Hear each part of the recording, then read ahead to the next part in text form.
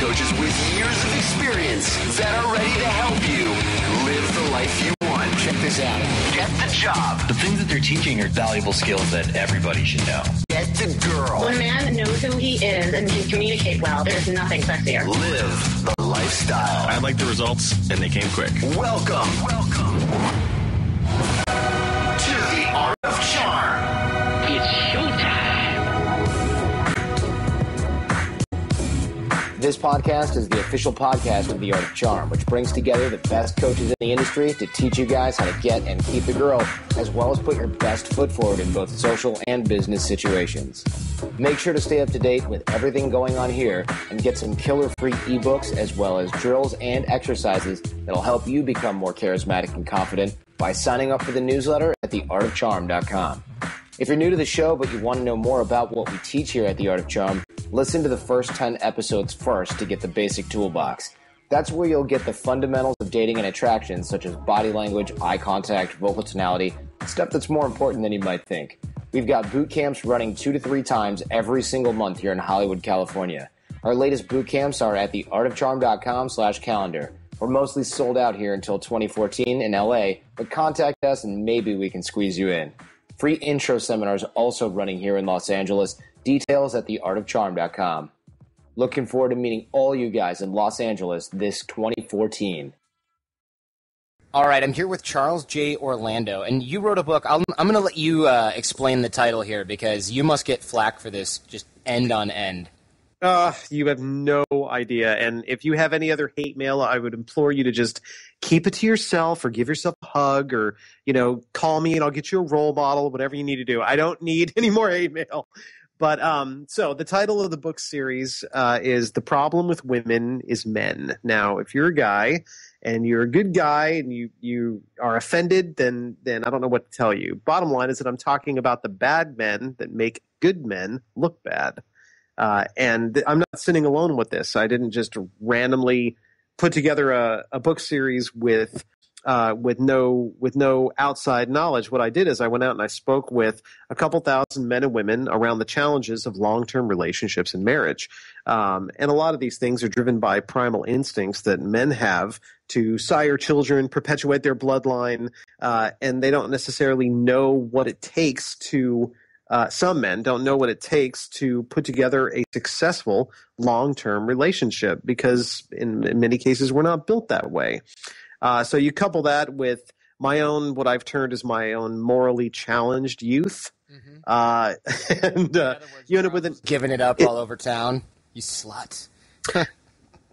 Yeah, complete massive horror, right? And it wasn't good, but I learned a lot, and it's been a wild, incredible journey since then. The first book came out at the very end of 2008, beginning of 2009, and the second book was published a year and a half ago. And it's been tremendous. If you want to find more about it on Facebook, you can find me at facebook.com/theproblem-is-men. Yeah. And you can save your. Not surprisingly, a very popular Facebook page. Well, it's not just the title, right? I mean, so you get somebody who's a fan of Starbucks as an example, and they click on the like button, but they never go back, right? So not only are there 645,000 men and women on my page, but I have a 65% return rate to the page. So yeah. I mean, if you're a guy listening to this broadcast and you want to know what women are thinking and what they're looking for in a relationship, 89% of those of that number of 645,000 people, 89% of them are women 18 to 44. You don't believe me? Fine. But go talk to them. They'll tell you. They'll tell you. Lie, right? Exactly. And exactly. Let me ask you this. You said you were a massive whore when you were younger. This is totally off topic, but does your wife know about that? And how? I mean, she must know a little bit. How much do you discuss of that? Because I'll tell you, that's one area where I'm try to be a mature guy. I try to be grown up about things. I don't want to hear about that crap from my girlfriend ever. I hate it. There's a visceral gut reaction that I can't prevent. It's like some caveman lizard brain thing that just makes it is. Well, she does know a lot about all of that, and not necessarily detail, right? That is something that's driven primally in us, that nobody's supposed to touch our woman. Don't even think about it. But the truth is that whatever she was before led you to her. So. Or led her to you, I should say. So, if you have to ask a woman how many partners she's had in the past, that says much more about you than it does about her. Oh, yeah. And so, also, that's talk about something you never want to know. Do not ask about how many dudes your girl's been with. You can never unlearn that number. Well, no doubt. And, the thing that I've told women to do is to either don't answer the question or lie. Dude, lie. Honestly, I totally always lie. advocate honesty, but fucking lie to me about that, please. Yeah, totally lie. Well, and the safe number for anybody who wants it is 8. Okay? The safe number is 8, and I'll tell you why. It's a very mentally satisfying number. It's not double digits, but it's close enough to it to where you won't think somebody's lying. Right? Yeah. So you can't say 3, then they get bullshit. Come on, Right. I mean, you ride me like a guy at the rodeo. Get out of here. It's not. That's bullshit. So she'll never believe that number. But 8 is a very mentally satisfying number. Good to know. So if I ever hear that number, I'm going to be like, I'm pretty sure you're full of shit, and you just heard that on my podcast. Right, and exactly. And I don't need to know the real number. Yeah.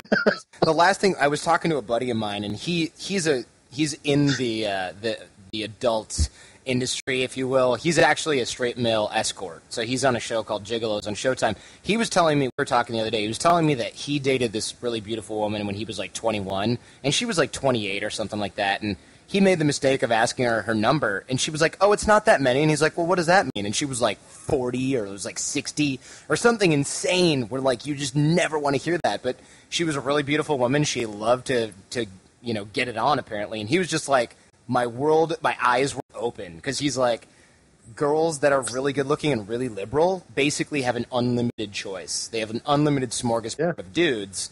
And, if you get that girl, you don't want to hear that. You never want to hear See, but Jordan, you're bringing out the double standard, right? You asked that question. So ask me how many women I've been with, and if I say something and I'll never give that number out on the air, right? But you say something 40, and you go, oh yeah, right. See, all right, and it's okay.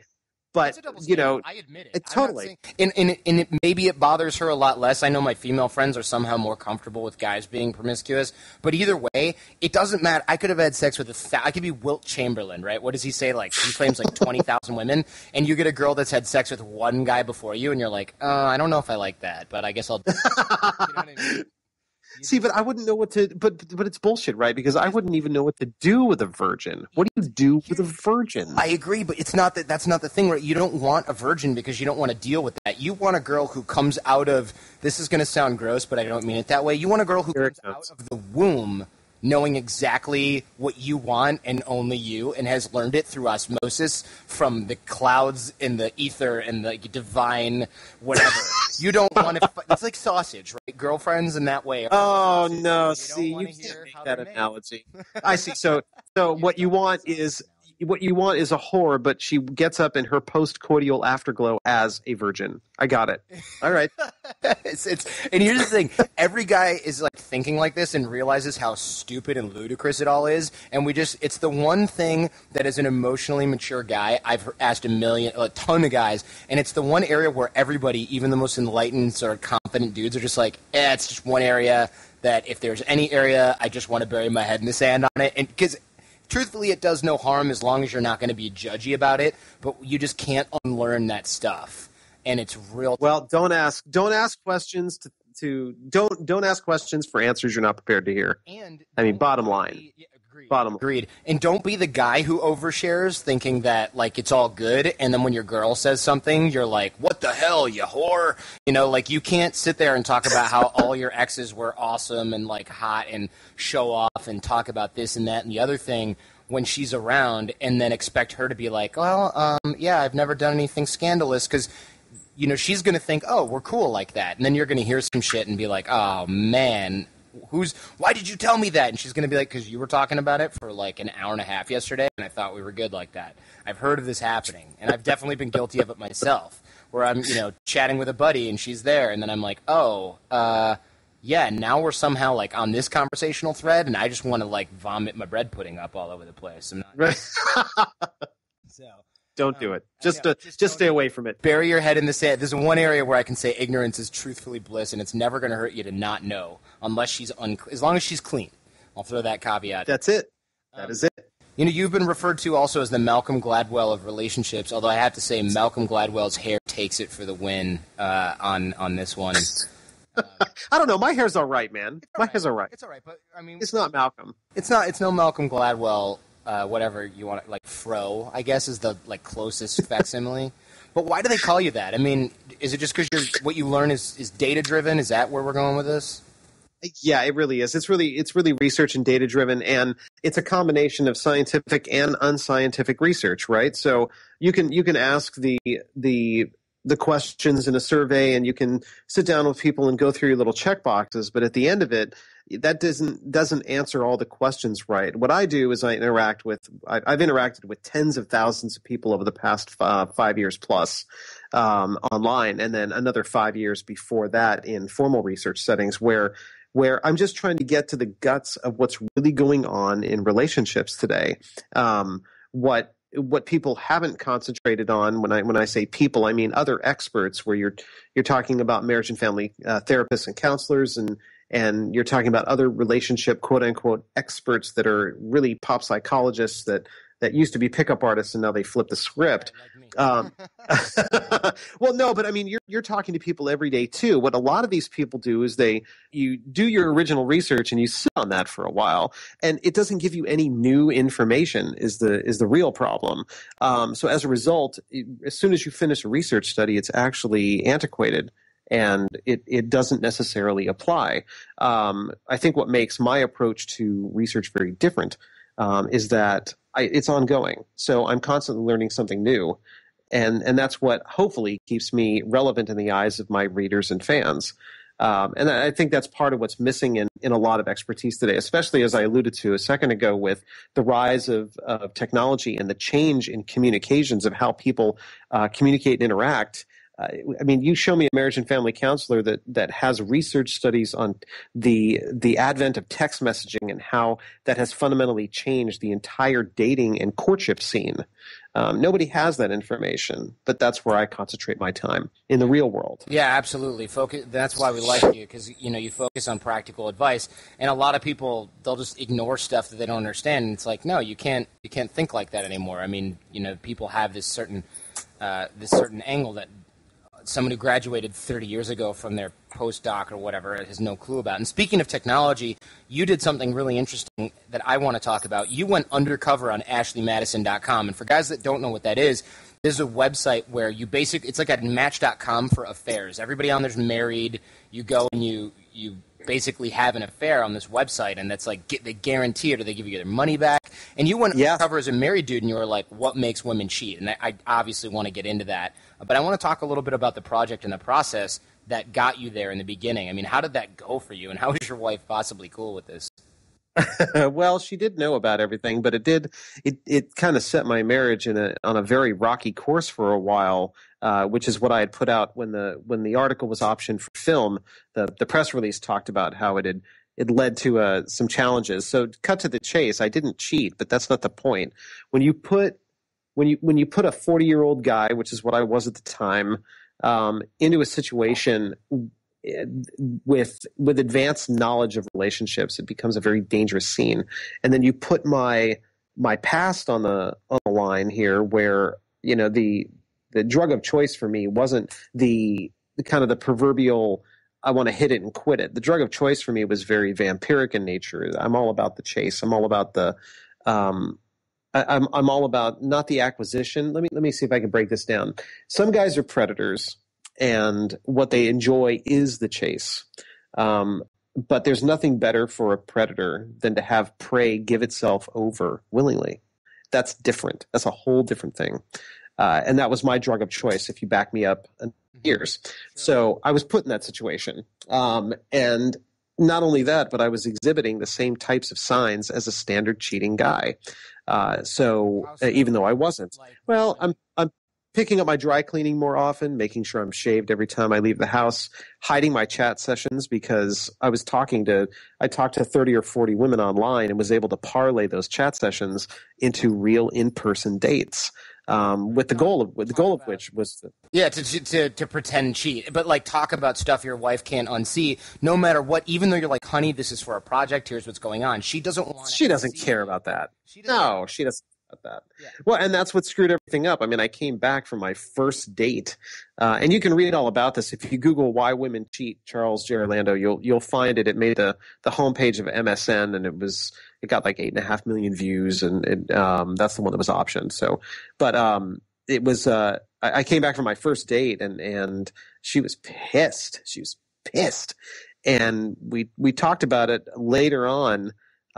Because I had just come back from a 4-star restaurant, and we had, I had done all this, and she said, for all the next day, she had said that, for all I care, you could have slept with her. What really pisses me off is, I mean, you got up yesterday morning, you shaved, you put on a very nice suit, and you went to a 4-star restaurant with a woman. When was the last time you took time out of your day to take me out for drinks, out for lunch like that? When was the last time? And you're like, and I'm snap. I got no. Well, and I'm the expert, right? I'm the pro, and right. talk about talk about right. shit. You're right. So up a creek right now. You're like, yeah. So what do I say? Well, yeah, exactly. Like all that shit just goes away. Yeah. So the only thing I could say was I'm sorry. Like I totally get it, and that was a real eye opener for me. Yeah. That's the baby moment right there. Baby girl, listen to me. I didn't realize you were watching the entire conversation, but yeah, that was it. That was definitely it. No, it was real ugly. It's different for this reason. That makes no sense. Wait a minute. No, I'm guilty as hell. Survival mode. Engage. Yeah. Well, the survival mode was like, I'm gonna get out of here real quick. I'll come back later. So we did end up talking things through, but that's not the point. But it was a fascinating kind of, the reason the study got started for me in the first place is that after talking to thousands of women online, there were some trends on why these women were dissatisfied in their relationships and being driven to cheat. Now, let's say something really quick. You can drive somebody to cheat, but ultimately the decision for infidelity is a single choice they make, and it has nothing to do with you and all to do with them. Before you cheat, you can absolutely leave a relationship if you are dissatisfied, or you can talk about the issues that are making you upset and dissatisfied with the relationship. But you don't have to stray and sell out your self-esteem, your integrity, your entire honor, and allow them their dignity as well. Like, just leave, okay? All right, so all that said, it's not, love is very messy, right? And it's not always that cut and dry. Oftentimes there are these gray areas that exist where people are getting their some needs met in a relationship, whether they're mental or financial or spiritual. I mean, there's a million reasons why they would want to stay in a broken, disconnected relationship, but some of their main core needs are not getting met. So they end up going externally instead of talking about it with their partner. But there's no excuse for that, right? There's no excuse for that. No, exactly. It's funny. I was talking with Jenny. I was talking with my girlfriend about, she had overheard this conversation with these two Chinese dudes that were talking in Mandarin, because they thought like, no one's going to understand this conversation. So they're talking about how they cheat on their wives and all this stuff. And, of course I played devil's advocate, and I was like, well, what if their wives emasculate them and like what if they withhold sex and all this stuff? And I'm like, that's still no excuse. But at the same time, we don't know the whole story. But it really was interesting because cheating is so complicated. I mean, they were talking about how they go through these extreme measures not to get caught, and they go to other countries, and they have girlfriends in other countries, and they're doing it with prostitutes not because they like them, but for discretionary purposes. And it reminded me, it was interesting because I was like, if all of the energy that these guys took was reinvested into their relationship, you could fix almost any problem. Right. No doubt. Well, and I have an article coming out, and I can give it to you once it comes out. I've spoke with a number of cheating husbands and got their real world confessions as to why they cheated. So I've got both sides of this coin. I'll give you that. Sex and ego is my current guess. At least 50% of the problem. Well, part of it is for sure. I mean, the most common reason why men cheat is diametrically opposite to why women cheat. I mean, men mostly cheat for either a stroke to their ego, no pun intended, or their just sexual curiosity, the ability to have sex, or let me rephrase, the opportunity to have sex without immediately getting caught. Whereas women largely, and this is speaking very generally, right? I mean, there are some men who are like, no, I cheated because I didn't have an emotional connection to my partner, which is the most common reason why women cheat. You know, this is the 80-20 rule, right? So we're talking about the center of the bell curve, not the edges. But most women cheat because they don't have a solid emotional connection to their partner. They don't feel desirable, and they want to re-experience the original feelings of passion, and they're missing that. I mean, from my standpoint, you know, I warn all the men that I can find, like, the stuff that she fell in love with at the very beginning of your relationship, and for the women, the stuff that he fell in love with at the beginning, keep that stuff going. You know, when you stop shaving on the weekends and you start putting together very contrived things like date night, which is very, very limited, you know, adult time that inevitably ends up looking at things like he ends up discussing things like your household stuff and bills and kids, and you know, it's not real adult time like you used to have at the beginning. I mean, the bottom line for guys, like, all she wants is to be treated like a woman, not like a wife. She wants to be treated as she's desirable, not like a mom. Right. You know, if she's a mom and your baby mama, she was your girlfriend, right? Yeah, well, before she was your wife, you were sneaking over there in the middle of the night telling her how bad you wanted to fuck her before you got there. And now all of a sudden you're like, I got home from work, I'm tired, I'm going to sit on the couch. You know, is there anything to drink? Like, I mean, that's not where things are at. I realize that all relationships, especially long term, they enter a place of love changes. It doesn't enter a place that's bad. It's just things alter and they change, and that's normal. That's very normal, but to let passion fall by the wayside is not right. It's not right. Now, there's plenty of people who are thinking, like, you know, we're not monogamous creatures. Monogamy is not normal. Well, you know what? You're right.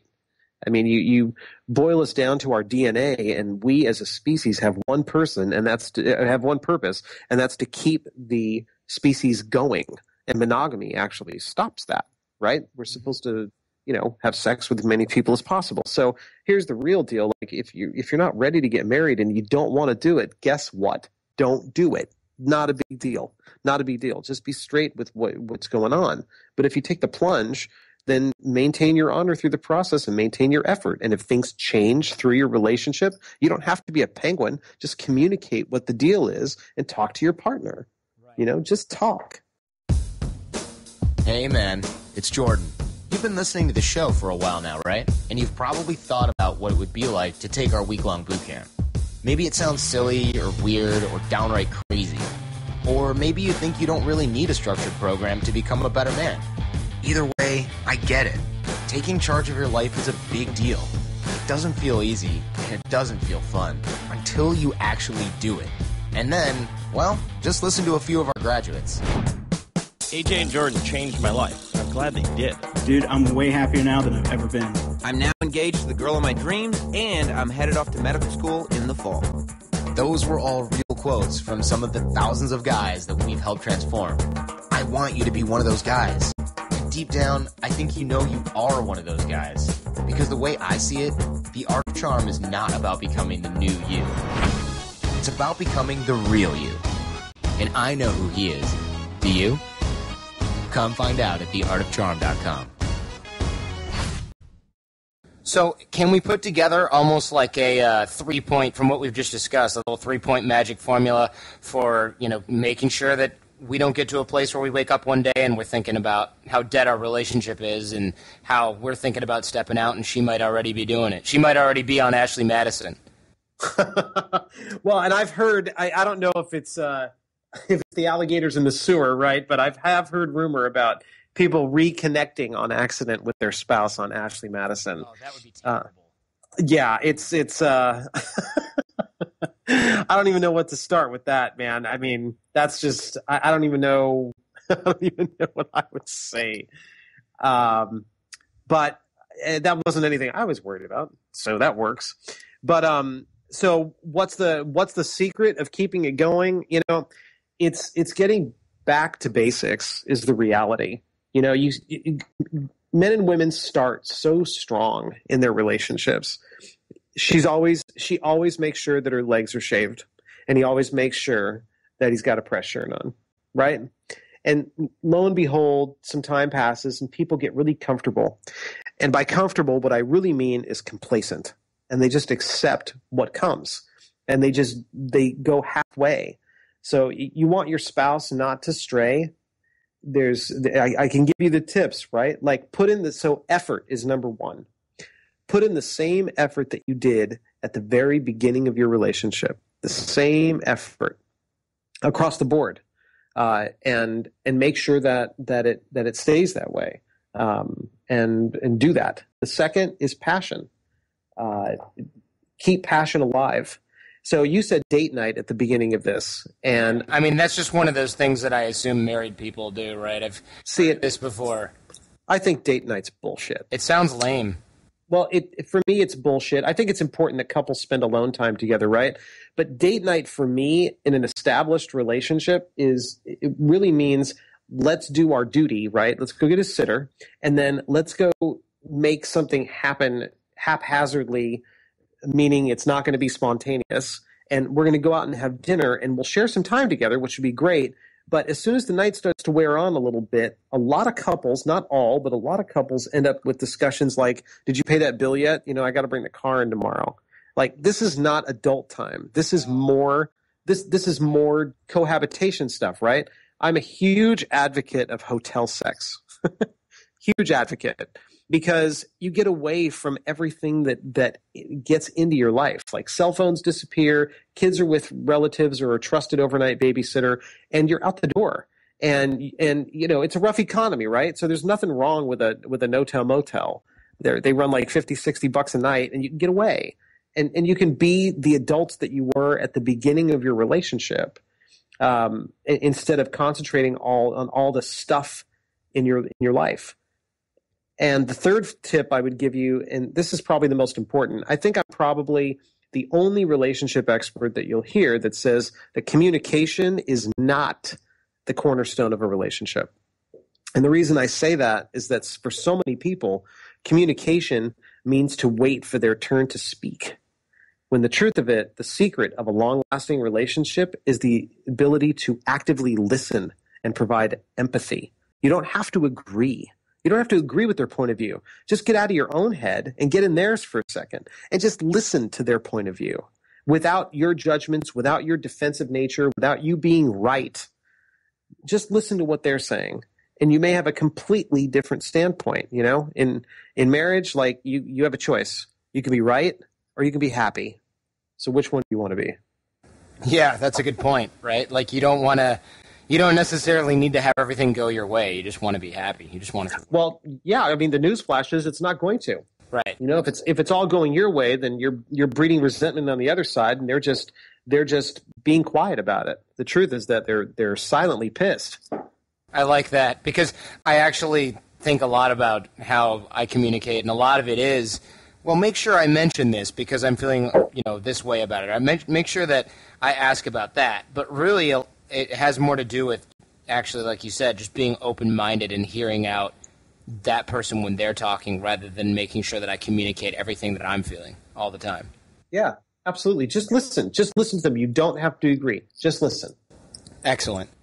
And now one of the things I'd like to discuss a little bit, because it is sort of, people ask me about this all the time, especially guys who read a lot of the blogosphere, if you will, because a lot of times guys are super confused about this women's empowerment type stuff, because a lot of women are like, I want to be equal, I want to learn how to do this, I want to have this career, I want to be able to do that, and guys are like, but I like paying for stuff, and I like opening doors, and I like treating my woman like a lady. So a lot of us guys are just like, what the hell do we do now?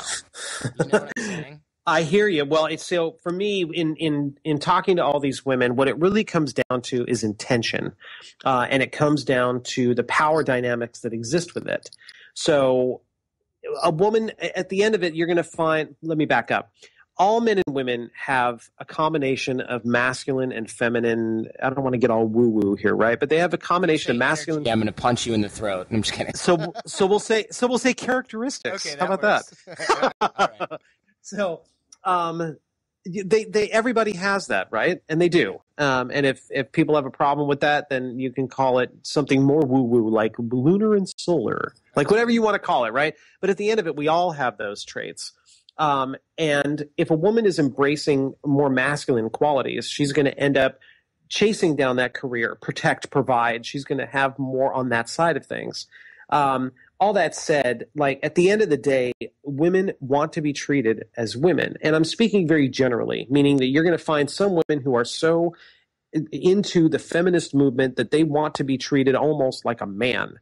And I'm not talking about the extremes on either side. I'm just talking about the center of the bell curve. Women want to be treated like women. They want to, but it's shifted a little bit. They want to be empowered, and they want it to be made safe for whatever it is that they want to do.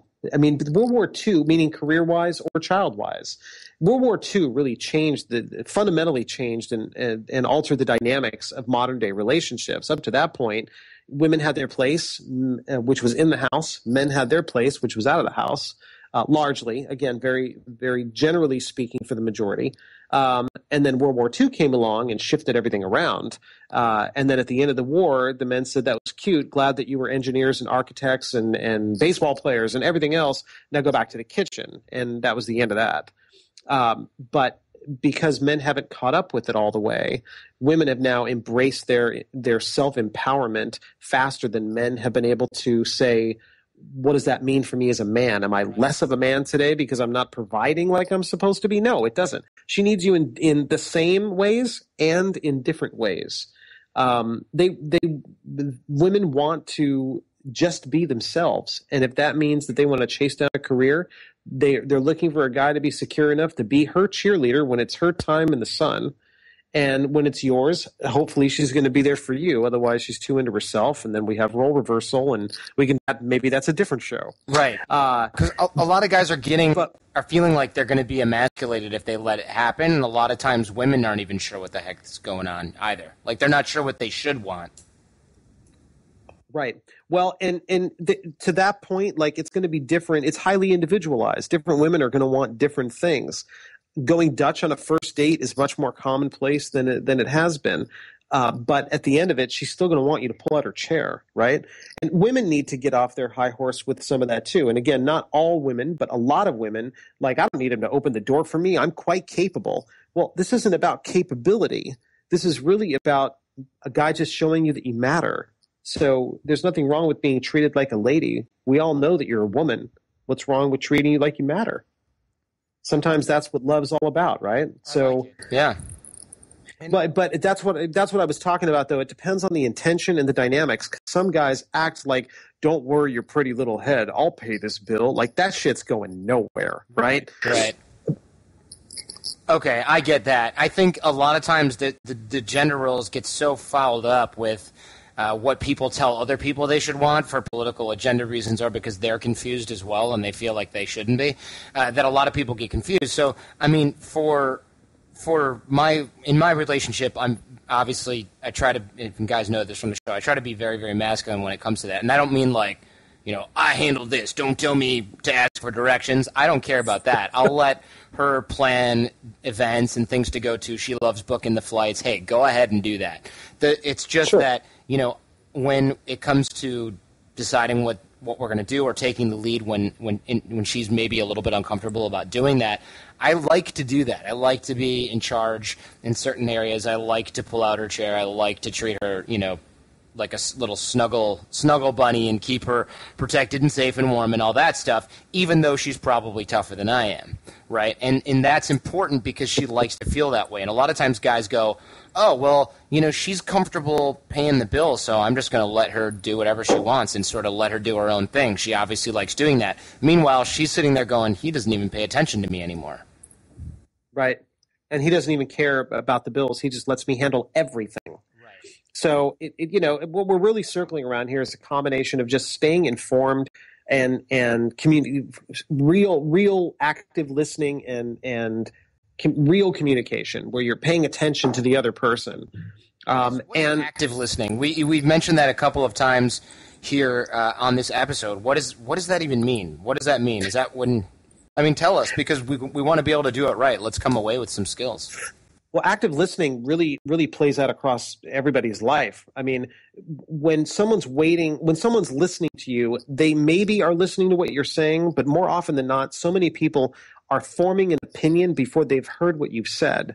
So they get ready to tell you what they're thinking before they've heard what you've said. So they're not actively listening to what you're saying. They're waiting for their turn. Right. And what I'm suggesting is don't do that. Don't wait for your turn to speak. Take in what they've said and then, let it swirl around your head for a while and then come back with something that makes more sense instead of advocating your view. Wait until you understand theirs so you can have a well-rounded response. Okay. And then you're in a discussion, right? That's a lot different than just waiting to say something. So that sort of leads into the other concept that I wanted to ask you about, because we talk about leading, we talk about communication, and we talk about all these different masculine concepts, but what is this? A lot of guys go, alpha. I'm an alpha guy, right? And it's like, nobody can hold me down. I'm the alpha guy. I go to the gym. I break shit. I don't listen to anybody. I throw things, and I act like a douchebag. That's not an alpha guy. That's right. An asshole, that's an right? Asshole. Exactly. It's a guy who wants to act like the top gorilla because the top gorilla scares him to death. Well, shit. Those guys make me laugh because they think that alpha males push everybody around and alienate everyone. I mean, I guess in the technical, in the animal kingdom, you get a gorilla who's an alpha male, and they will physically and or mentally intimidate all those around them for breeding purposes. But in tribal society, human tribal society, alpha males are largely the warriors, and those who act instead of think. You get the tribe elders who have tempered themselves a little bit, and they're more contemplative than action driven at the start. But I have news for those alpha males who are the ones you described at the beginning of this conversation. Like, if you're a real alpha male, you don't have to self-identify. People know who you are. They know who you are. So the fact that you have to self-identify not only reeks of your own insecurity, but it shows that you're not. Exactly. So yeah, and by self-identify, basically what you're saying is the guys who walk around trying so hard to look alpha are the most non-alpha guys around, because all of the guys who talk about being alpha and think and look and do that, when we see those guys, when I see those guys and I'm with, I got a bunch of buddies who are like pro athletes, wealthy entrepreneurs, guys who nobody would argue are not alpha, just like real cool. They never talk about it. They never try to dominate each other unless they're playing basketball or doing something competitive. And even then, it's just about the sport. It doesn't reach into our personal friendships or anything like that.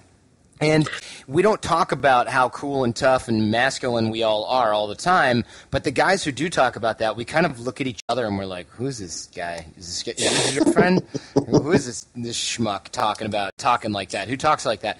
And I remember one instance, I was out with a bunch of friends and a guy and a bunch of girls, and one of the guys came with his girlfriend, and as soon as we sat around, I was friends with one of his girlfriend's friends, and I remember going to her and going, does he always treat her like that? Because it's making me a little uncomfortable. And they were like, no, I don't know what's gotten into him. And it turned out later on, because it was so embarrassing for everybody, after the fact, she realized that her boyfriend was so intimidated by me and my buddies and all these successful dudes, that were taller than him or whatever. Like, I was with a bunch of cool guys.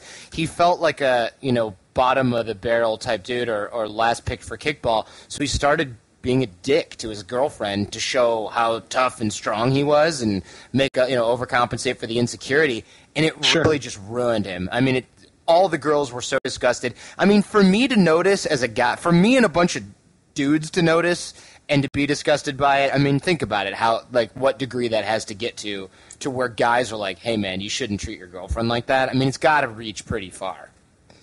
Well, no doubt. Well, and those kind of guys, I mean, full circle back to what we were talking about. Those are the kind of guys who want to be seen as powerful, and they go about it in all the wrong ways. They end up belittling and stifling the people they are attempting to lead, impress, and love, and they go about it all the wrong way. It's really sad to see that, because a lot of guys are sort of programmed in this media to be like, I got to be like Vin Diesel times 10, or I'm not going to get any respect, and they end up being freaking clowns. And I think a lot of the pickup artist stuff really confuses a lot of guys as well, but that's a different show. Oh, sure. We can get into all that at your leisure. You know what? I actually wouldn't mind getting into that at some point, but I'm actually curious, because I know you talk about how and why men get played by women, and I think that's really interesting, actually. Right. I would love to get into that. Sure. Well, Why do men get played by women?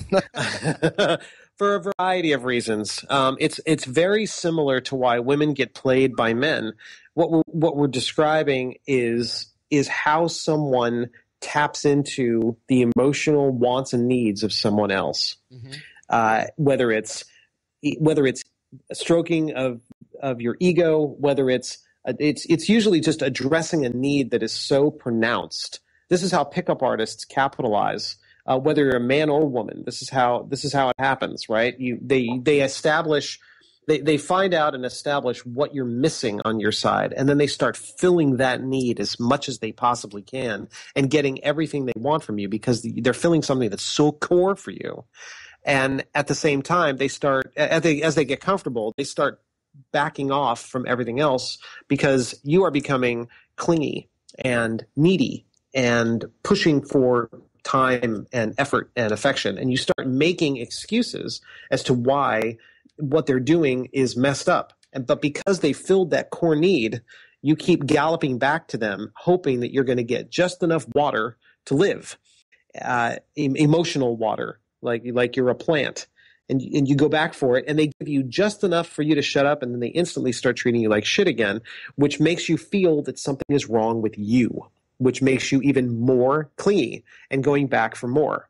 When you finally give up and say, screw it, I'm out, this is over, that's when they instantly go back to the way they first were, and they treat you kindly, and the way you really want to, and the way you really want to get, and the way you really deserve, and the cycle starts over. Mm-hmm. As that cycle then finishes and people recognize the cycle and they get out of the relationship, their self-esteem has taken huge hits. And they end up meeting somebody who addresses that as a core need, and the cycle repeats.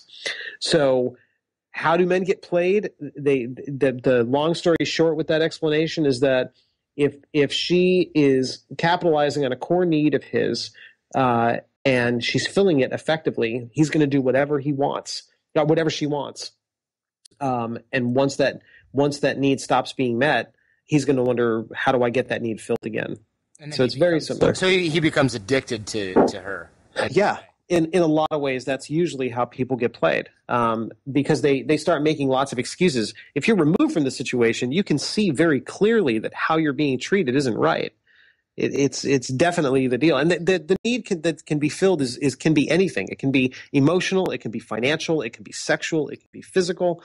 It can be anything. It just depends on what you've been wanting, what you've been lacking. You know, you get a guy who went through a really, really crappy relationship in college, and a few years later he meets this incredible girl who is totally attentive to his needs because that's what he really wants. He just wants somebody to, I don't know, we'll pick something weird. He wants he wants attention. He wants his back rubbed. Sure, I was going to say he wants his back rubbed, but yeah. So she does that all the time for him, and that's exactly what he's been waiting for since he was however old in his relationship. And as soon as he starts asking for it and begging for it, the power dynamics in the relationship shift. And if her approach to the relationship isn't necessarily filled with integrity, and she starts feeling like she has the upper hand, or she feels crowded or smothered for her own reasons that he is unaware of, because when she was 15, she was crowded and stifled by her first boyfriend in high school. He would never know that. Now you end up with this mess in between. So the way out of that that type of situation is to really recognize red flags very early on. Don't make excuses for them, and either talk them through or walk away or both, depending on where you're at with things. Hey man, it's Jordan from The Art of Charm. You've heard me talk a lot about taking you to the next level in life, at work, and in your relationships. And you've also thought to yourself, yeah, I do want to up my game. I do want to become a better man, a better hustler, a better person. And my guess is that you've been thinking about this for a long time. Am I right? I'm here to tell you this. Stop thinking. Your moment is now. Do you really need more information, more plans for the future? Or do you want to become that guy today? Because the truth is this. You can be the guy who sits around and thinks about becoming better, or you can be the guy who decides that today is the day you're going to become awesome. I want that for you. Why? Because you are awesome. You just don't know it yet. Join me and thousands of guys who've taken action in their lives at theartofcharm.com. Theartofcharm.com.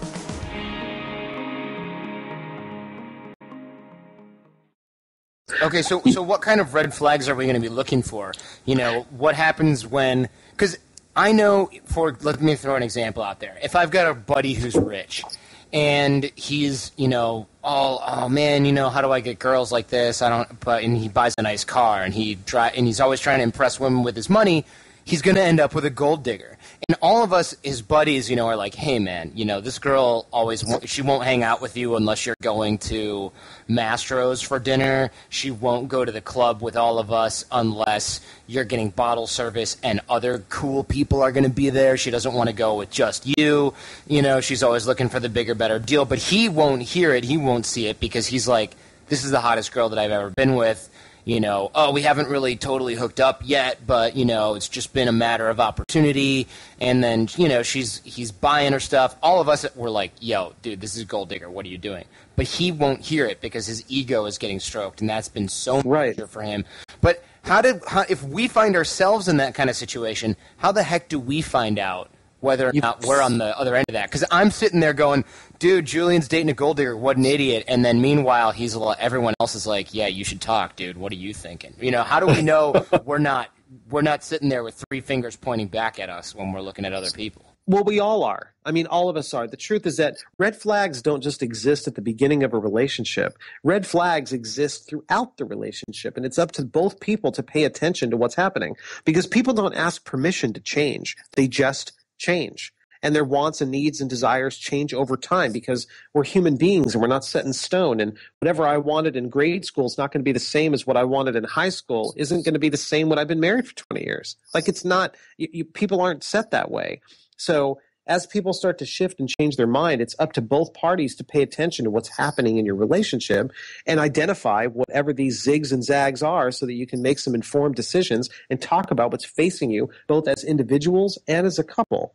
But so many people don't pay attention to those red flags, and they make excuses for them, thinking that it's just going to pass quickly. Before you know it, passing quickly has become a way of life. So, you know, it's not just a matter of he pulled up my chair on date 1, and now on date number 6 he stopped doing it. Well, clearly he's just trying to get laid. I'm out. It's not that simple.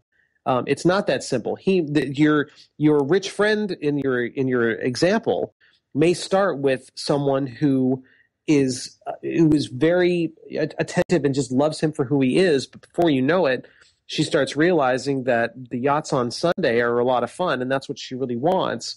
He has to be paying attention to that. Maybe that happens 3 years down the road, and things change. So, you know, the real gold standard is that everybody has to remember that people change and reveal themselves slowly over time. And you have to pay attention to who they're growing into and also who you are growing into. Yeah, that's interesting. I think a lot of times we let our egos drive us, and we talk about this a lot on the show as well. Our egos will drive us constantly, and they'll drive us crazy, and they'll drive us to bad decisions. We definitely need to pay attention to ourselves and, of course, in the previous example, our friends, and think that, you know, realize that people often have your best interests in mind. But I think a lot of times we don't realize, hey, my wife is really, and that's why you hear a lot of bitterness from divorced guys, because a lot of times those relationships become so unhealthy that it looks like she'd planned it all along, right? But really, it's highly unlikely that that was the case, right? Right. No doubt. It's highly, well, It's highly unlikely for either of them. I mean, somewhere in the middle between story A and story B is the truth. So, it goes back. I can't stress it enough. Like, people reveal who they are over time. And for the guy who thinks that he's got his girl nailed, and knows exactly who she is, or for the woman who thinks that she's got her guy dialed in, like, guess what? You don't. Because the minute you think that, they've already started changing and finding something else. Not necessarily changing in a bad way, just moving in a different direction in their life. We all are. We're all traveling along a path. You talk about some practical exercises. You talk a lot about changing your mindsets, getting that confidence and things like that. I wanted to talk about a concept that you listed here: change your environment, change your outcome. What is that, and what is that good for? Because I want to be able to introduce it on the show so that it makes sense. Sure. So the real deal is that people get stuck doing the same thing over and over again. It's like, I can't meet the right girl. Well, where are you looking? Well, my buddies and I, we go to the park. All right. Well, if you're always going to the park, then that's not the place you're going to meet them. We always go to the bar. No, that's not the right place either. I always meet them at work. Like, when you have 5 or 6 or 10 broken relationships in a row, the common denominator is you. So what you're doing is wrong. So when I start talking about changing your environment, and you'll change your outcome, you change what's around you, including yourself. Move yourself to a different physical location, mental location, and do something different with your life. A lot of men ask me, a lot of women ask me, where can I meet the right person for me? And my response is very, very similar. It's go take a class. That's the best advice I can give anybody who's listening to this show. And I'll tell you why, for a couple of reasons. And I'll tell you the specific class that I recommend in a second. But someone who's going to a class is a combination of good things. They are looking for new knowledge. So they are on a quest for growth. Okay, that's the first thing. Second thing is that they're looking to learn something new, which means they are trying to complete themselves. And the best, which is of course impossible, but that's not the point. They're trying to do something better with themselves.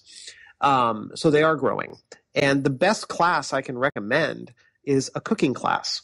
And the reason is they usually team up people with cooking classes. That's right. So you automatically start seeing how dynamics are going to play out. Is this person super controlling? Are they bitching at you for stuff? Do they have patience? Like, there's all this stuff that exists and in a cooking class. So it's very cool to take a class. That's where I end up coming out. I like it. I always recommend classes when guys break up with somebody, learn a new skill, because not only does it introduce you to other people, but there's just something inherently confidence building about learning a new skill, because you start to trust yourself again. You start to see your own value again in a different way, and you're building upon the value that you had before. So even my last breakup, I decided to learn Mandarin Chinese, and I was like, hell, if I can do this, right? You start to realize that your value's there, and after a lot of different breakups and a lot of different relationships, you start to become really capable of a lot of things. I mean, I know some guys that if they learned a skill every time they broke up with somebody, there'd be nothing they couldn't do. No doubt. You learn a new skill, and all of a sudden everything around you changes. And I tell you what, like, some people say, I'll do that tomorrow, or I'll do that later. That's tomorrow or someday. That is just code for never. So it doesn't matter that you have to lose a few pounds. You don't have to wait until you work out and get a 6-pack. It doesn't matter if you have to get that right job or that raise. Those things, life doesn't wait for you to do those things. Life swirls around you. And moves on whether you're participating in it or not. So the time is today. The time is about 10 minutes ago. And where are you? What are you doing? Now, one of the things I also recommend to a lot of guys, we always talk about high risk, high reward, and a lot of guys are very risk averse. And I won't name any particular types of people here, but we get a lot of clients at the Art of Charm who are they're really into risk. A lot of Navy SEALs, entrepreneurs. We get a lot of those guys, and they do really well. We also get guys that come through that are very, very risk averse. The guys that want to think of every possible outcome has to go through their head, and they have to have a contingency plan for everything. And a lot of times, those guys are awesome engineers. They make the coolest products. They make these badass computer programs, and they make terrible partners in a relationship because if they ever get in one, because they can't possibly – they're so trapped in their own head, they don't know how to take the leap. They don't know how to take any kind of risk. So if we're one of those guys who's thinking of every possible thing we could possibly say in a given situation, and until we come up with that, we won't even go up and say hi, how do we learn to take risk as men? Because I think that's one of those inherently masculine traits that nowadays has just gotten so lost, and people don't value it anymore. It's like now if you take risk, you're some kind of maniac. Well, then I am all screwed up because I'm all about risk. But so there's a couple things, right? What we're talking about with risk, it's not necessarily an outward push to do something. What we're really saying is it's okay that, I mean, and so here's the psychological piece of it, right? But it's okay that I'm going to put myself out there and be vulnerable for whatever happens. That's what we're saying. Whenever you take risk, you're allowing failure to come in.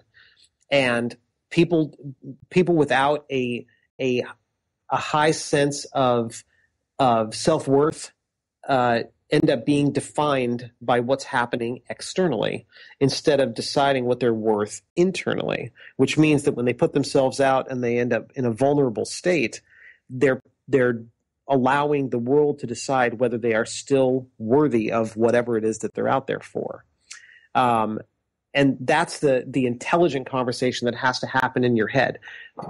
The external world doesn't define your worth. You define your worth. The external world also doesn't validate your worth.